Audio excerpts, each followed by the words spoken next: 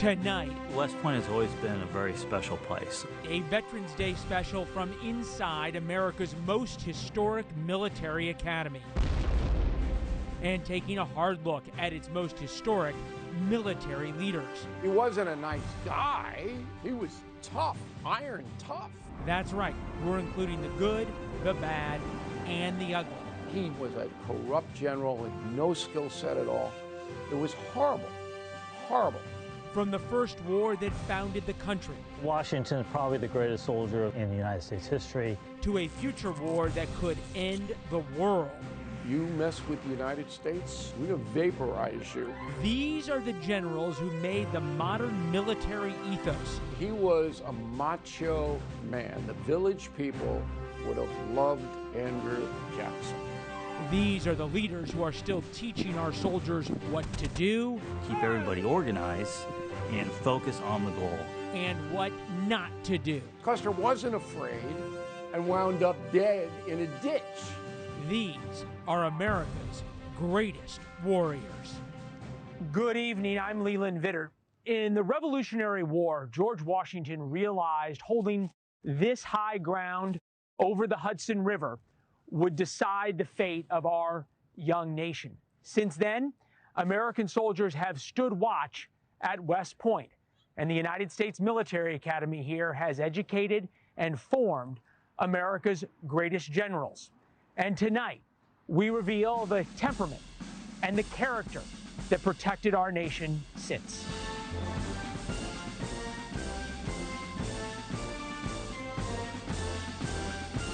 To me, West Point has always been a very special place, almost a sacred space in American history. If you want to understand America's military tradition, you start at West Point. Today's cadets and tomorrow's officers train here on its famous plain under the watchful gaze of the Academy's most celebrated graduates and some of our nation's greatest leaders. General Washington, during the Revolution, he called West Point a key to the continent. He knew it was strategically valuable terrain, that we had to hold it to gain American independence. And ever since 1802, when the Military Academy was founded by Thomas Jefferson, West Point has maintained this prominence and preeminence. Colonel Brian Gibby is the deputy head of the Department of History and War Studies. We're the only military force on the planet in the history of the world that swears an oath to a piece of paper, to the United States Constitution. And we honor and recognize civilian control of the military as being a primary principle of our military ethos. And that's different than any other country. Yes. Tonight, we want to look back at the men who both shaped and embodied that ethos. The great American warriors who have featured prominently in many of the books penned by America's most popular historian, Bill O'Reilly. A guy who knows that even the most lionized leaders are, like the rest of us, still imperfect people. So our greatest warriors, generals, leaders, good and bad, all of them. And that's the human condition, the duality of man. But we mythologize in America our heroes. We make them into people that couldn't possibly exist. And that's my job, is to bring everybody down to earth. We begin at the beginning with the general immortalized in so many statues, monuments, and even our money that it's hard to separate the layers of legend from the man. It's no surprise, right, that Washington is the one looking out on the plain. Oh, absolutely. Well, Washington is probably the greatest soldier in the United States history. He exemplified, the principles of our military ethic, deference to civilian control of the military, and also the selfless service. He was a warrior from a very young age, trained by the British. French and Indian War. And Washington gets shot 5 times. But he didn't stop. Washington didn't stop. Incredibly brave. It was that character and his experience as a soldier that made Washington such an effective leader during the Revolutionary War as head of the Continental Army. He is a commander, but he loves his soldiers, and he empathizes with them and their willingness to die for their cause, and he's not going to throw away their lives needlessly. which is somewhat in contrast to the aristocratic European tradition that was prevalent in the 18th century. What does Washington do? Well, I'll take two examples. The Battle of Trenton at the end of 1776. His army is literally about to dissolve because they signed up for 1 year, January to December. And the Continental Army had just been beaten and driven out of New York City and across New Jersey. And Washington recognizes this is it. If the army dissolves and we're losing, the revolution is over. Remember, Washington was commanding not troops that were trained at West Point, not professional soldiers like the British had. He was commanding state militias mostly. Guys who were wearing, farm outfits, and they'd show up with a musket. And so he talks to his officers and his men, and he convinces them, stay on for a little bit longer. Trust me, we're going to do something. And that's when he launches his surprise attack at Trenton and wins a great victory. And then he goes on 4 weeks later to win at Princeton. Washington's speech to troops you quoted in Killing England. Let it never be said that in a day of action you turned your backs on the foe. Every motive that can touch the human breast calls us to the most vigorous exertions. Yeah, Washington was a committed guy and saw the big picture that the colonists were getting hosed by the King of England, and he didn't want it. That is exactly what the revolution needs, to get that shot in the arm that we actually can win this. And it's one of the few times where Washington, at the tactical level, at the battle command level, does pretty well. He loses most of the battles that he's engaged in, but when it really counted, at Trenton and Princeton, he wins. Saves the revolution. Washington's leadership was never tested more than in the winter of 1777. But for Washington, the Continental Army would have collapsed at Valley Forge. How he kept that together, I don't know, any general in American history could have done what Washington did, because those men were literally starving. And it was freezing cold, and families are screaming, when are you coming home? Can you imagine if there was cable news back then? Oh, my God. Washington kept them together just by sheer force of personality. He expends a great deal of time and personal wealth to keep the Army alive and to keep it together. And once the Army emerges from Valley Forge, it's much stronger. But don't kid yourself. Washington's leadership involved more than inspiring speeches. But he had a dark side. George Washington had a dark side. You didn't want to get on his bad list. You did not. And when someone broke ranks, he'd hang you. He ordered his own men hung. Hung. In front of everybody. And that was part of his discipline. Washington was one tough SOB, except when it came to his wife, who pushed him around. After leading our new nation to victory over the British, Washington would lead it as our first president, a position he crucially gave up after 2 terms, even though he probably could have held it for life. When you teach Washington at West Point, what do you hope they take from it? I hope they get a sense for his modesty, his humility as a leader. Anybody who doesn't admire George Washington is a loon. The guy is an incredible hero. Andrew Jackson was one of the other generals to become president. Right. Now so many compare Donald Trump and Andrew Jackson. Is Trump like that? Yeah, Jackson's his favorite president. Why is he his favorite? Because Jackson is a no BS guy. And Trump likes that style. General Andrew Jackson became a national hero when he defeated the British in the War of 1812, facing impossible odds at the Battle of New Orleans. When you go down to New Orleans, and every American should go and see that battlefield, what Jackson did down there, again, with just guys out of the woods, no trained West Point guys, he kicks the British right back into the swamps with a bunch of farmers. He knew how they were going to fight him, and he just outsmarted them, and it was a rout. It wasn't even close. He's a very prominent general before becoming president. And as president, he manages to take an appetite suppressant on, I'm not a general anymore, I am a political figure, and I have to go about things a little bit differently. He was a guy, Andrew Jackson, not well educated, okay? And he was all a guy, out of his gut. Now, you can take Jackson apart because what he did to Native Americans is horrible. Horrible.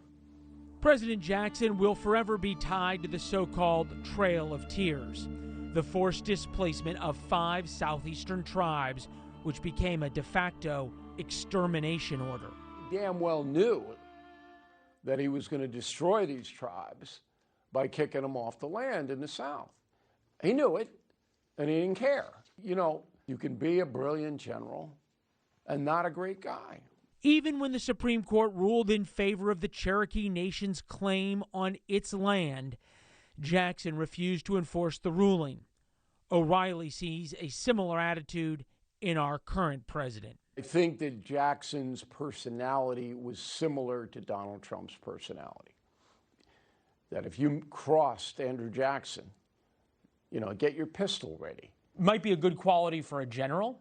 Is it a good quality for a president? Well, look, Jackson was a successful president since he was reelected. He was a populist. People loved him. They had confidence in him. Was he a great legislator? No. You know. Was he a great leader? Oh, yeah. Oh, boy, Jackson, when he showed up, Old Hickory, everybody got in line. And again, the mentality was they loved guys who were strong. So he was a macho man. The Village people would have loved Andrew Jackson. Coming up, America goes to war with itself. I believe that that was the biggest test that America has ever had. And 2 West Point graduates face off on opposite sides. That's next.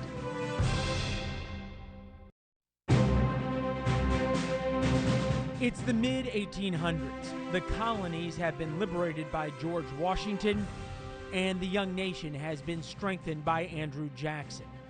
But now the Civil War calls on new heroes to keep a fractured Union intact. General Ulysses S. Grant came from humble beginnings and rose to lead the Union Army against the rebellious South. His willingness to make hard decisions led him first to victory, then to the White House. He was a hero of the Civil War. Without Grant, it might have been a stalemate because McClellan, who was the first commander, he was a coward, and his troops did not respect him. And then Lincoln went through 3-4 guys, and they were terrible. And finally, he drags Grant, who's out in the hinterlands, because this guy at least will fight. Grant has an amazing story coming from modest beginnings in the Midwest, goes to West Point, doesn't want to go to West Point, doesn't want to be a cadet, but he gets in. And he's here for 4 years, and it turns out he's really good at horsemanship. He has a very good eye for terrain and can visualize that and then communicate that vision to others. Serves in the war with Mexico and demonstrates to himself, I can do this, I can be a soldier. What do you teach about Grant that takes a man from leading armies west of the Mississippi and a no-namer to suddenly commanding the U.S. military and winning the Civil War? Yeah. Grant, unique amongst the Union commanders, he was willing to engage in battle even when things were not necessarily set up for his success. And he has this vision. He's taken a lot of casualties, but he's doing what needs to be done to win the war. Grant's counterpart for the Confederacy, Robert E. Lee, was, like Grant, a West Point graduate. But the two were a study in contrast. In the Mexican-American War, when Lee and Grant met for the only time before Appomattox, Lee looked down on him. Look at this, you know, because he didn't feel that he carried himself with the aristocracy that an officer should. As far as tactics are concerned, Lee was a much better tactician than U.S. Grant. Both very brave men, but Lee He was brilliant in a way that he deployed his troops, motivated his troops. There's no statue of Lee on West Point's plain, but dozens are still standing throughout the former Confederacy. Lee fought to keep slavery. He betrayed his country to do it, betrayed the oath that he took at West Point. He did all that. Is he worthy of the statues? I think he is, in the sense that he did his duty to his state. His oath wasn't to his state. His oath was to the Constitution of the United True, States. But he made a decision. I think that in the South, there should be a historical legacy as an American warrior, not a philosopher, not a politician, as a warrior. As a warrior, you don't mind the statues. Right. I think both were honorable men down deep, my opinion, and certainly a lot of people disagree with me, but I think both were honorable men. West Point teaches so much about the art of soldiering and the art of war. Grant was also known for his art in victory, of letting Lee's army at Appomattox keep their guns and keep their horses. Is that part important to teach too? Yes, absolutely, because it's one thing to win the battles, to win the war. You also have to win the peace. And so that gesture that he makes, I think, really set the conditions that the Union can be stitched back together and we could have the country that we have today. I believe that that was the biggest test that America has ever had, but we came through it. Of course, not every soldier fights for duty or honor. Some, like George Custer, do it for glory. George Custer epitomized every good thing about war and every bad thing about war. Bravery, camaraderie, sacrifice, the bad things, savagery and death, destruction, sadism. And Custer, more than any other American commander, epitomized both. And he loved war. Loved it. Custer's class of 1861, he's the bottom of his class, but he knows how to interact with others. He knows how to be aggressive and take risks. And within 4 years, he's a general officer of volunteers and breveted, by an honorary general in the Civil War, and is fighting, some of the major campaigns towards the end of the war. Very young guy, troops respect him, flamboyant, doesn't dress in a traditional military uniform, so he's got a little jaunty hat on or a feather. This is George Custer speaking. I challenge the annals of warfare to produce a more brilliant or successful charge of cavalry. Dear God. He loved himself. He was in it for the glory. And so that it worked in a structure where he answered to other people. However, every virtue, when taken to extremes, becomes a vice, and daring is no exception. In Custer's case, it proved to be both his superpower and his fatal flaw. Once he went west, he didn't answer to anybody. And then the arrogance took over, and the cruelty took over. And that's what did him in. What made him so different in battle than anybody else? Was he just a lunatic? Yeah, he was absolutely crazy. You don't go in with 250 guys and fight 5,000 Native Americans who hate you. All right, those are not odds you want. By 1876, Custer had a well-earned reputation for slaughtering Native American women and children. At the Battle of Little Bighorn, the Lakota war leader Crazy Horse gave Custer a taste of his own medicine. Custer wasn't afraid and wound up dead in a ditch. Custer has a monument in the cemetery here at West Point. A monument in the cemetery, that's not exactly prized ground. The plate says, "Here lies General George Armstrong Custer, killed with his entire command." Not necessarily what you want to be recognized for. So a couple of lessons learned. Duty is essential, but it's no excuse for blind loyalty to an unjust cause. And daring is a valuable quality in moderation. Coming up, the men who modernized the military and turned the United States into a global superpower. Perhaps the best general in American history. That's next.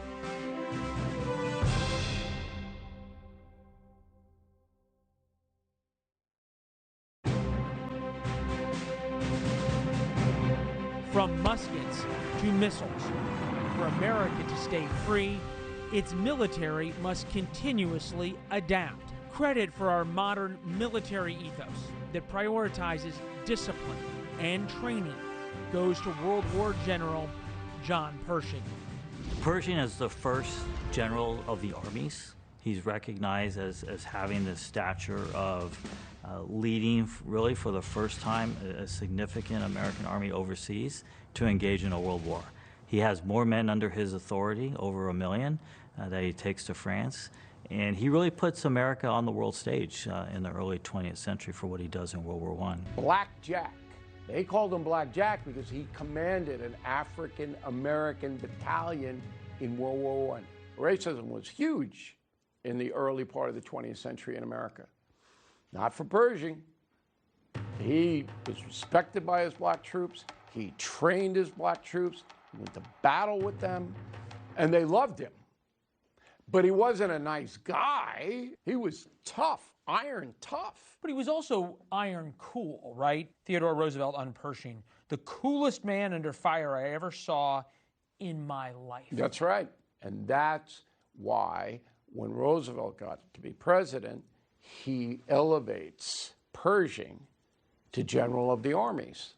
What is the lessons of Pershing that are so important, not just for cadets at West Point, but for America? That America has a role to play.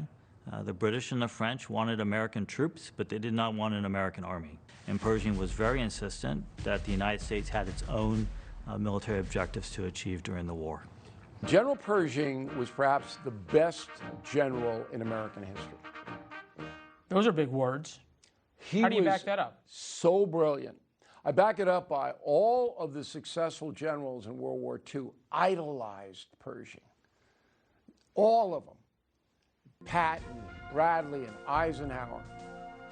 He was their mentor. The guys who would go on to become the generals of World War II loved Pershing in World War I. Patton's troops, though, in World War II adored him. Here's the toughest macho guy in the world. We're following him. George Patton's men knew him as old blood and guts. But Patton did so much more as the pioneer of tank warfare. In World War II, he became America's most audacious general. At West Point, he did little to distinguish himself, but he always believed he was destined for greatness. Why? Because he'd already achieved it in past lives. Would the guy who showed up as a plebe thinking he was the reincarnation of Alexander the Great be happy with this statue? Yes, Patton did have a sense of the dramatic past and believed in reincarnation and felt that he was some sense of a historic military figure. He wanted to go down in history, and he has, as the ultimate fighting man, the ultimate brave vanquisher of evil. And it occurred to me how very fortunate you are. We crushed the Germans before he got here. Vain, flamboyant, but he was committed to his troops, and he's going to make sure that American soldiers know they can win and have the confidence to do that. But for all his bravado and brilliance fighting first through North Africa, then Sicily, Patton was equally bad at the political and diplomatic aspects of military leadership. You said Patton, as audacious and tactically brilliant as he might be, is too unpredictable to be given command of all American ground forces. Right. It was an opinion shared by Patton's boss, Supreme Allied Commander Ike Eisenhower. Eisenhower knows he needs Patton, but he also knows that Patton's totally out of his blanket mind on Thursday and Sunday. Okay, it depends on day of the week. He's also got Omar Bradley, who Eisenhower really likes, because Bradley was just like him, a diplomat.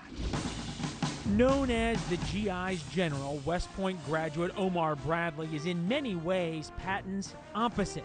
He led with humility, which earned respect from his troops and his superiors. Bradley was in charge of D-Day, so there was bad feeling between Bradley and Patton. So then the American forces and the British forces start to move toward Berlin. Bradley screws up, and he doesn't recognize that the Wehrmacht and the SS, Very unusual for the two to be fighting together. Battle of the Bulge. Right. Okay, Hitler's last gambit. Bradley did it. So who do they call? They call Patton. But for Patton, would the Battle of the Bulge turned out differently? That's his finest hour, without a doubt. Battle of the Bulge. Battle of the Bulge. When he's in conference with Eisenhower and all these other generals, and the Allies they're wringing their hands. They don't know what's going to happen. And Patton says, "I can attack with 3 divisions in 24 hours."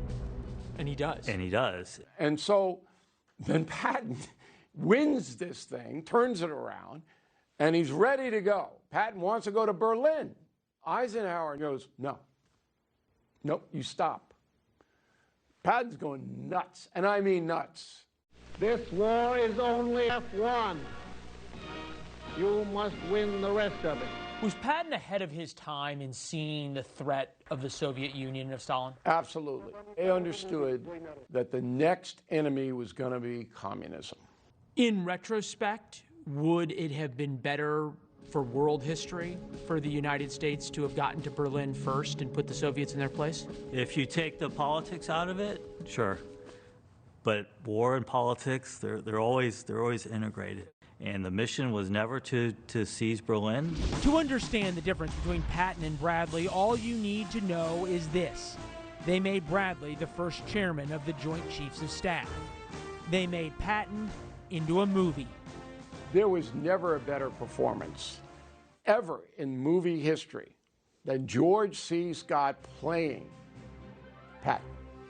Americans love a winner and will not tolerate a loser. Nailed him. But it took more than Patton and Bradley to achieve Allied victory. What he did to keep everything together, brilliant. Coming up, the story of 2 more great generals who shared little in common but their patriotism. Yeah, he wasn't a good guy. Together, they changed the course of World War II and changed history.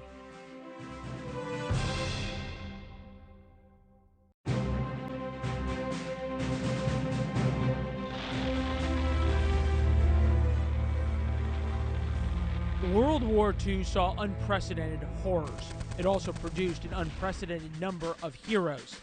Some not only made it to immortality on the West Point plain, they made it to the White House. I, Dwight D. Eisenhower, do solemnly swear. It should be no surprise that Ike Eisenhower became president after World War II.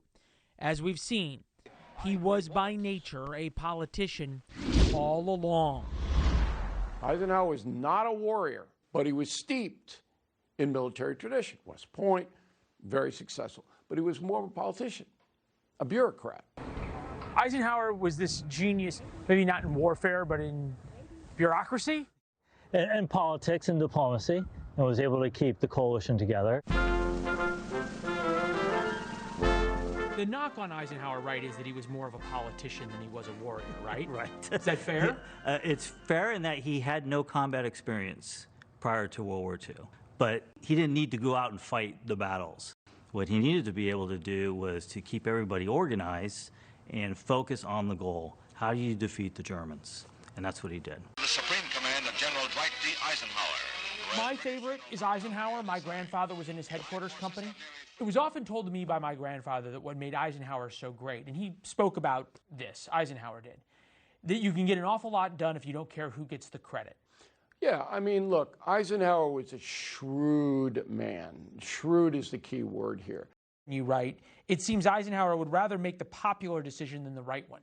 Yeah, I think that's true. He's a consensus seeker, and he was very successful doing that. And he was a visionary. He knew that there was a military-industrial complex.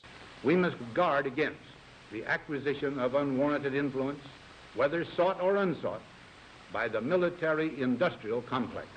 He knew that there were people that wanted to make a lot of money in war. He didn't like them. So he was a smart guy, Eisenhower. I mean, I have no beef with him at all. He's in the top 10 of all presidents.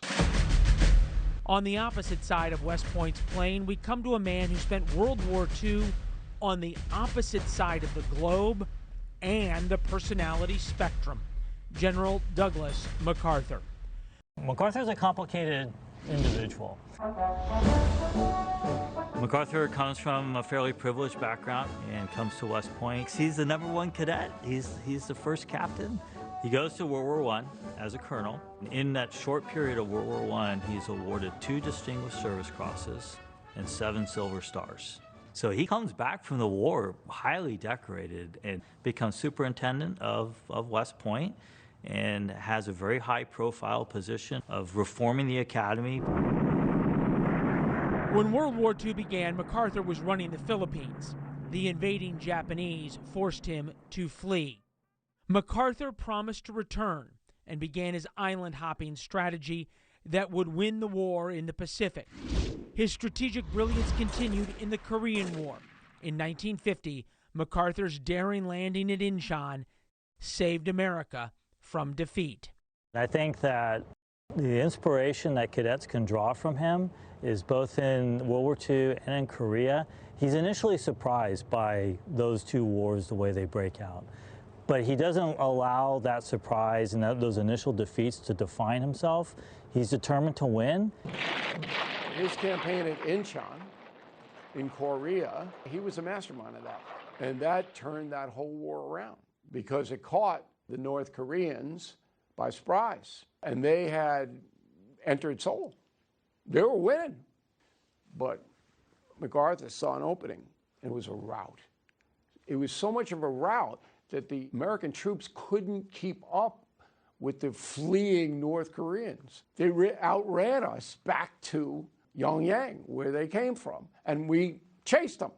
And then China came across the Yalu to help them, and that's when all hell broke loose with MacArthur and Harry Truman.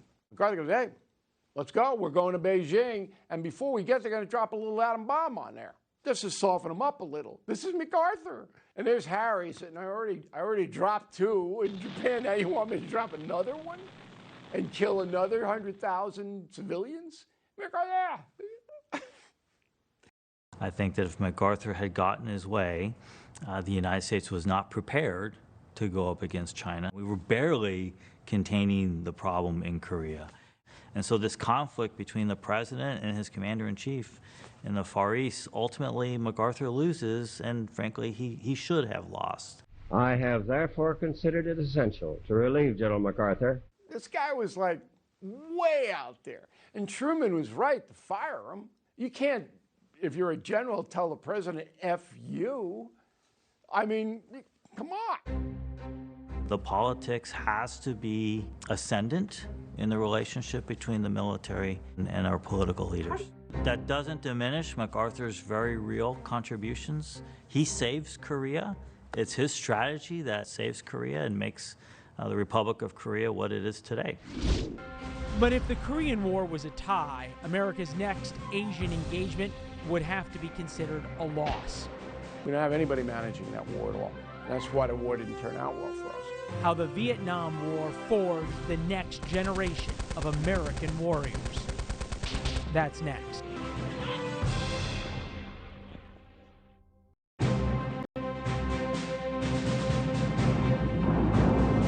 After victories in 2 world wars and a stalemate in Korea, the United States faced yet another overseas conflict, the Vietnam War. With President Lyndon Johnson in the White House and General William Westmoreland commanding the troops, things did not go well. What happened in Vietnam, which was the worst thing in U.S. military history, that war. And not that our troops performed poorly, they did not. They were just misled. Lyndon Johnson was one of the worst presidents. Westmoreland was a corrupt general, had no skill set at all. It was horrible, horrible. And out of that comes Colin Powell. And Tommy Franks. Colin Powell rose through the ranks in Vietnam, where he exemplified commitment and learned the pragmatism that would later serve him well.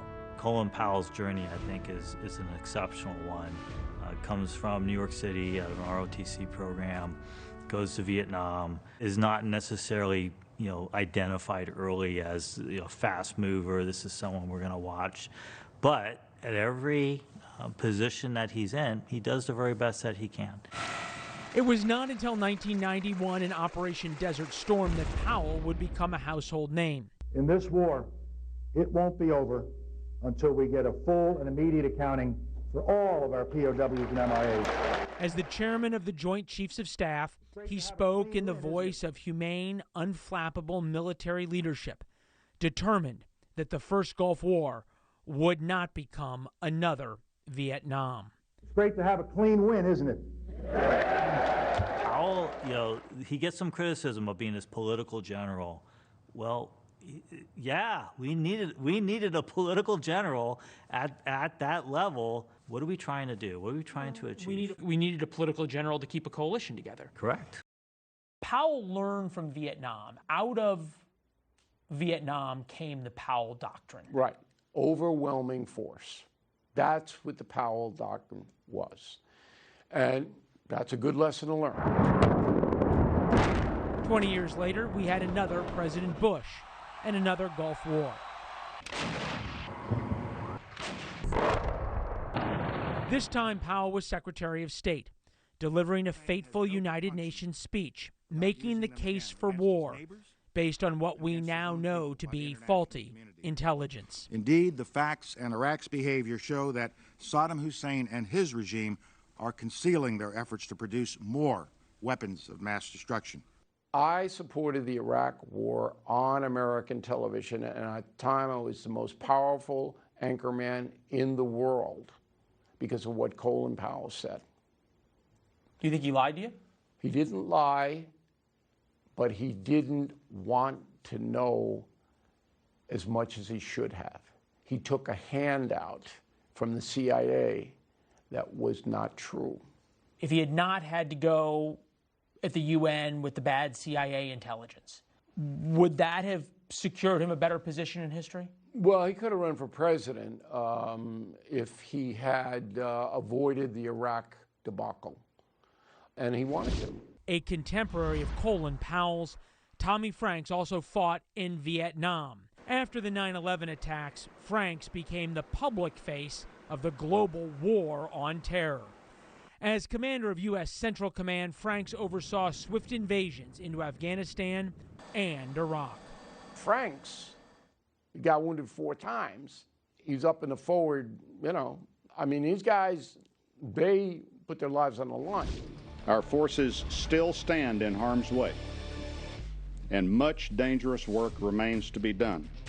Franks will be remembered as an efficient, technologically sophisticated general who ushered the American military into the 21st century. Our resolve is great, the morale is good, and as I think we always say, there is no doubt about the outcome. And unlike headstrong generals of an earlier era, he never challenged civilian leadership. But as we saw earlier, winning a war is one thing. Winning the peace is another. What Franks was tasked with, and he didn't succeed, was turning Afghanistan neutral. Nobody with any IQ could think you're going to turn them into, the Constitution of the United States. You're not going to turn Afghanistan into Denmark. Right. But what they wanted to do was just neutralize it so it wouldn't be enabling worldwide terrorism, which was an okay goal. Franks did his best. But, the terrain was impossible. They can hide all over the place. You don't know who's bad and who's good. Was Tommy Franks the last of the generals? See, I don't know about these young guys now. They haven't been tested, and I don't think they ever will be. We've got China right now. We've got Russia. You've got Iran. Listen to me and listen to me closely, Mr. Vittert. There'll never be a ground war again. The high-tech weaponry is what's going to happen. You mess with the United States, we're going to vaporize you. But if the future of warfare is all about pilotless aircraft, robots, and artificial intelligence, what role is left for the American warrior? How we adapted in the past informs how we can adapt in the future. Stay with us.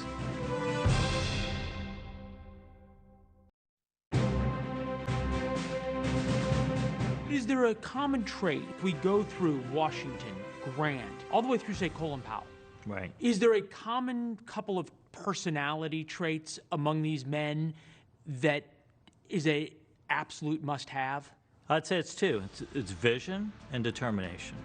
The ability to see into the future, or future state of what you want things to be, and then the resolve to stick to that, even when things go wrong. Do we forget that all of these men, they're men who are inherently flawed themselves? Yes, they all have challenges. You're working with human beings, and no one's made of marble. All of them are going to come with some kind of flaw in some way. The best of them turn that into a strength. These were warriors. Have we gotten away from that to where now the generals leading America's military are politicians? I don't think it's fair to generalize like that. There are politicians among the military, no doubt about it, and there always have been. Always. America under Trump is starting to celebrate the military more, right? We had the big Army parade. Is that a good thing? I like it. I like the nationalism. I think that America, the more they know about their country, the more they're invested emotionally in their country, the better it is for us. And I think our military should be celebrated. You were raised by a World War II veteran. Yep. That was the greatest generation. Has that defined how you think about military leaders? Sure, absolutely. My father liked Eisenhower like you do. Good man. But he respected the whole military process, my father did. And he believed that Americans were looking out for the world. You think about Veterans Day, should every American be required to serve? No. I think every American should be required to do some kind of public service, particularly if you're on the entitlements. You know, if you're getting a lot of government assistance, then you need to give back. But no, I don't believe everybody should be in the military. When you look out into your class, you say you like to think that you can identify who's going to be the next great American general. What do you see in them? I see that determination that they need to have, but at the same time, a sense of curiosity, humility, a willingness to engage things that are ambiguous, and then they come to their own conclusions, and then they stick with it. I think the pace of change is accelerating, and I think that one of the strengths of West Point is we educate and train cadets not what to think, but we teach you how to think, so that when you're surprised by something, you don't stay surprised. You're able to adapt. And so how we adapted in the past informs how we can adapt in the future. The greatest generals in the world would have nobody to lead if not for the millions of soldiers, sailors, airmen, and Marines who pledged their lives to protect our freedoms. Those are the veterans we celebrate today. For everybody here at NewsNation, our thanks. I'm Leland Vittert. Good night.